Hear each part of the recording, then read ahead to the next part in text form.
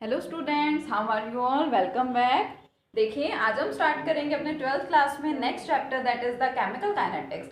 लेकिन उससे पहले देखिए स्टूडेंट्स, अगर आप ये हमारा फर्स्ट वीडियो लेक्चर देख रहे हैं, फर्स्ट वीडियो आप मेरी देख रहे हैं, तो प्लीज़ चैनल को सब्सक्राइब कीजिए ताकि आपको नई वीडियोज़ के बारे में नोटिफिकेशन मिल सके। ठीक है, तो देखिए केमिकल काइनेटिक्स हम आज से स्टार्ट कर रहे हैं। तो उसके लिए आपको सबसे पहले सीखना है, समझना है कि काइनेटिक्स होता क्या है, what is the meaning of kinetics. तो काइनेटिक्स का मतलब होता है रेट और द स्पीड। अगर हम केमिकल रिएक्शन की बात करें और उस केमिकल रिएक्शन की स्पीड, ठीक है, जिसको और रेट भी बोल दिया जाता है, रेट या स्पीड की अगर हम बात करते हैं तो हम उसे क्या बोलते हैं? काइनेटिक्स बोलते हैं।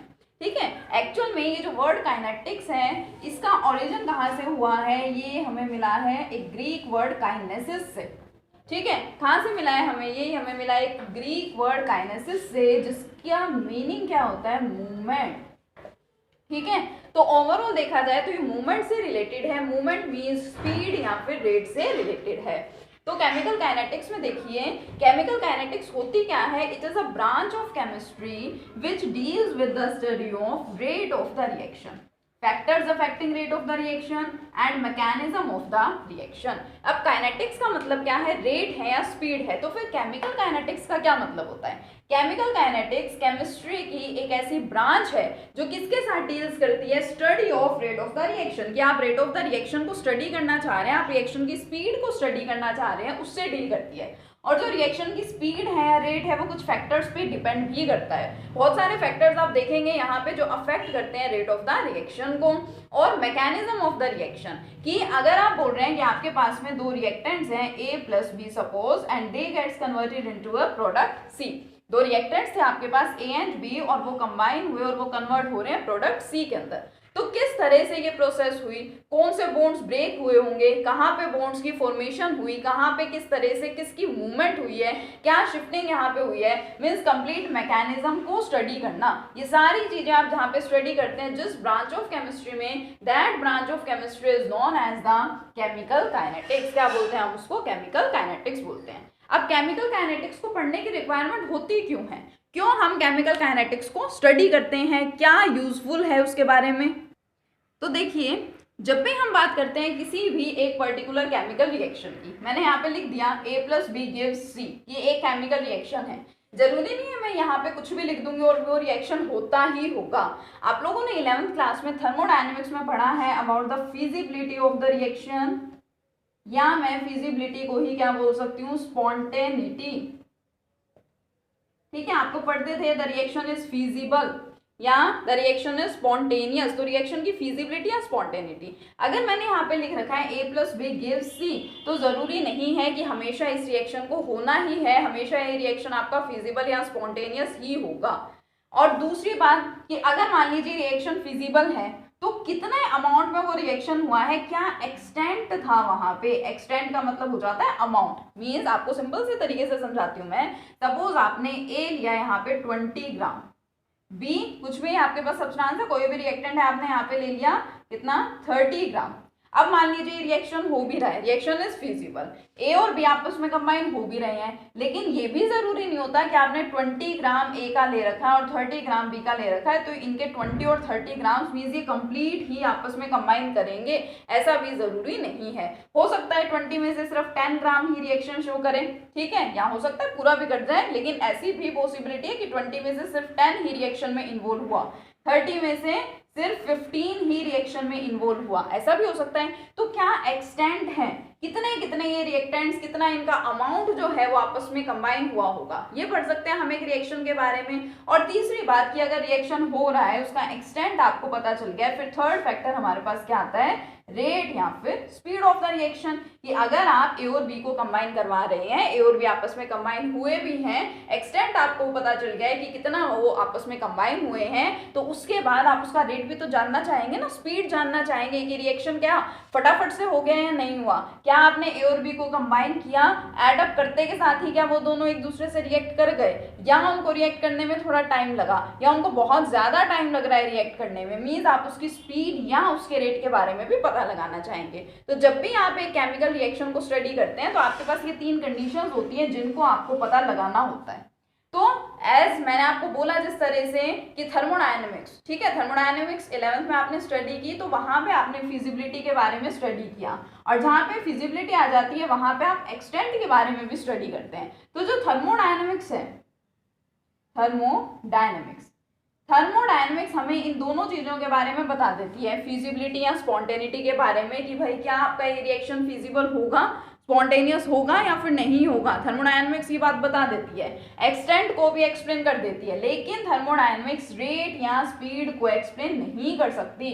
इसके लिए एक डिफरेंट ब्रांच ऑफ केमिस्ट्री हमें स्टडी करनी होती है, which is the chemical kinetics. ठीक है, तो आपको समझ आया कि ये वो ब्रांच ऑफ केमिस्ट्री है जिसमें हम rate of the reaction study कर रहे हैं, क्योंकि थर्मोडायनेमिक्स से रिएक्शन के बारे में बाकी चीजें आपने पता लगा ली, लेकिन आप रिएक्शन की स्पीड को नहीं पता लगा पाए, तो उसे कौन पता करेगा यहाँ पे, केमिकल काइनेटिक्स। कुछ फैक्टर्स हैं जो अफेक्ट कर रहे हैं रेट ऑफ द रिएक्शन को, ठीक है, और जो मैकेनिज्म है कि अगर ये रिएक्टेंट्स आपस में कंबाइन हुए हैं तो किस तरीके से कंबाइन हुए, क्या रिएक्शन का मैकेनिज्म है, ये तीन बातें आप किस में स्टडी करते हैं, केमिकल काइनेटिक्स में स्टडी करते हैं। ठीक है, यस। अब नेक्स्ट देखिए, हम यहाँ पे बात किसकी कर रहे हैं, we are talking here about the speed और रेट ऑफ द रिएक्शन। और मैंने यहाँ पे अभी आपको बोला कि हो सकता है आपका रिएक्शन बहुत जल्दी हो जाए या हो सकता है रिएक्शन को होने में टाइम भी लगे। तो स्पीड या रेट के बेसिस पे आप केमिकल रिएक्शंस को डिफरेंट पार्ट्स के अंदर डिवाइड करते हैं। ओवरऑल 3 मेन पार्ट्स के अंदर आप रिएक्शंस को, केमिकल रिएक्शंस को डिवाइड करते हैं on the basis of speed और rate of the reaction. First होता है very fast reactions. Very fast का मतलब जो बहुत जल्दी से हो जाए। These reactions takes place within fraction of seconds. These reactions takes place within fraction of seconds। fraction of seconds का मतलब क्या होता है कि फटाफट से हो जाए। जस्ट आप कंबाइन कर रहे हैं और कंबाइन कराते के साथ ही जैसे ही दो रिएक्टेंट्स एक दूसरे के कांटेक्ट में आए वो फटाफट से कन्वर्ट हो रहे हैं किसके अंदर, प्रोडक्ट्स के अंदर। तो इस टाइप के रिएक्शंस होते हैं वेरी फास्ट रिएक्शंस। और इनके अंदर कौन से रिएक्शंस आपको मिल जाते हैं, आयनिक रिएक्शंस।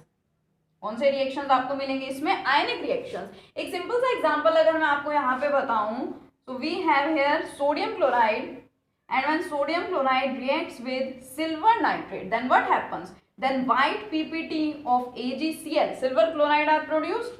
ठीक है, क्या बनते हैं सिल्वर क्लोराइड के, white colored precipitates along with sodium nitrate। यही होता है, when sodium chloride reacts with silver nitrate, then white precipitates of silver chloride are produced along with sodium nitrate। अब जैसे ही आप इन दोनों को एक दूसरे के कांटेक्ट में ला रहे हैं, जैसे ही आपने सोडियम क्लोराइड में सिल्वर नाइट्रेट को क्या किया, आपने ऐड अप किया, तो फटाफट से वहां पे किसकी फॉर्मेशन हो जाती है, सिल्वर क्लोराइड के व्हाइट प्रेसिपिटेट्स बन जाते हैं, प्रेसिपिटेट सेटल हो जाते हैं, आपको पता है। ठीक है, तो क्या हुआ यहाँ पे, ये आयनिक रिएक्शंस हैं। अब एक्चुअल में जब रिएक्शंस होते हैं तो उसमें होता क्या है, the old bonds break and the new bonds produced. New bonds क्या हो जाते हैं, प्रोड्यूस हो जाते हैं, न्यू बॉन्ड्स की फॉर्मेशन होती है। मतलब जब मैं चाह रही हूँ कि ये दोनों को आपस में कंबाइन करवाना है तो सबसे पहले सोडियम क्लोराइड है मेरे पास, तो सोडियम क्लोराइड में देखिए सोडियम क्लोराइड, ये दोनों अटैच्ड हैं, तो इन दोनों को भी तो सेपरेट होना पड़ेगा ना, यानी कि पुराने बॉन्ड्स जो बने हुए होंगे उनको टूटना है और नए बॉन्ड्स को बनना है। लेकिन यहाँ पे देखिए सोडियम क्लोराइड के अंदर किसी बॉन्ड को हमें ब्रेक करवाने की रिक्वायरमेंट नहीं होती है, इसलिए ये रिएक्शन क्या है, बहुत फास्ट है। क्यों नहीं होती, सिर्फ सोडियम क्लोराइड की बात नहीं कर रही यहाँ पे, मैं आयनिक रिएक्शंस की बात कर रही हूँ। तो ये जो हमारे प्रोडक्ट्स हैं या ये देखिए हमारे जो रिएक्टेंट्स हैं, रिएक्टेंट्स की टर्म्स में आप समझ सकते हैं इजिली, जो हमारे रिएक्टेंट्स हैं वो क्या है, वो आयनिक कंपाउंड्स हैं। और आयनिक कंपाउंड्स में क्या होते हैं, देखिए आयन्स होते हैं। तो जब आयंस प्रेजेंट है, एक दूसरे के कांटेक्ट में आ रहे हैं, तो वो फटाफट से क्या हो जाते हैं, सेपरेट हो जाते हैं। तो इस टाइप के जो रिएक्शंस हैं या रिएक्टेंट्स के अंदर ऐसा नहीं होता कि बॉन्ड्स को आपको ब्रेक करवाना पड़ रहा है, वो आयंस अपने आप ही क्या हो जाते हैं, सेपरेट हो जाते हैं, इसलिए यहाँ पे ज्यादा टाइम नहीं लगता है, फ्रैक्शन ऑफ सेकंड्स में रिएक्शन कंप्लीट हो जाता है। तो जो आपके इस टाइप के रिएक्शंस है ये क्या होते हैं, वेरी फास्ट रिएक्शंस, बहुत ज्यादा फास्ट रिएक्शंस है। सेकंड टाइप की अगर मैं बात करूं तो एक तो हो गए वेरी फास्ट रिएक्शन, दूसरे क्या हो सकते हैं, वेरी स्लो रिएक्शंस। अब एक तो हैं जो कि फटाफट से हो गए, ठीक है, जिनको मैंने क्या बोल दिया, वेरी फास्ट बोल दिया। अब एक है जो बहुत धीरे होते हैं, जिनको कराने में क्या है, बहुत ज्यादा टाइम लगता है, यानी कि वो बहुत ज्यादा स्लो स्पीड से होते हैं। फॉर एग्जाम्पल, सबसे common example, rusting of iron, लोहे को जंग लगना, ऐसा तो नहीं होता है कि आज ही लोहे को जंग लग गया, 2 दिन बाद जंग लग रहा है, 4 दिन बाद जंग लग रहा है, काफी टाइम लग जाता है रस्टिंग होने में। आयरन की रस्टिंग में काफी ज्यादा टाइम लग जाता है। तो इस टाइप के रिएक्शंस को हम क्या बोलते हैं कि बहुत ज्यादा स्लो रिएक्शन है। ठीक है, तो एक बहुत ज्यादा फास्ट हो गए, एक बहुत ज्यादा स्लो हो गए। इसके अलावा इन दोनों के इंटरमीडिएट भी तो हो सकते हैं ना, जिसको हम क्या बोलते हैं मॉडरेट, या आप इंटरमीडिएट भी बोल सकते हैं। मॉडरेट और इंटरमीडिएट रिएक्शंस मतलब दोनों के बीच वाले, जो ना तो बहुत ज्यादा जल्दी होंगे ना बहुत ज्यादा कम होंगे। फॉर एग्जाम्पल हाइड्रोलाइसिस रिएक्शंस पढ़ रहे हैं आप। सपोज मैं करा दूं यहाँ पे हाइड्रोलाइसिस ऑफ सुक्रोज। सुक्रोज की मैंने हाइड्रोलाइसिस करा दी, तो क्या होता है sucrose, we all know C12H22O11, it is sucrose. इसकी मैं हाइड्रोलाइसिस करा रही हूँ, किसकी प्रेजेंस में होती है, H पॉजिटिव आयंस की प्रेजेंस में। ये सुक्रोज है, मैंने वाटर इसमें ऐड किया, मैं इसकी हाइड्रोलाइसिस करा रही हूँ। प्रोडक्ट क्या मिलते हैं मुझे, C6H12O6 प्लस C6H12O6। क्या है ये दोनों, it is glucose and it is fructose, यही मिलते हैं।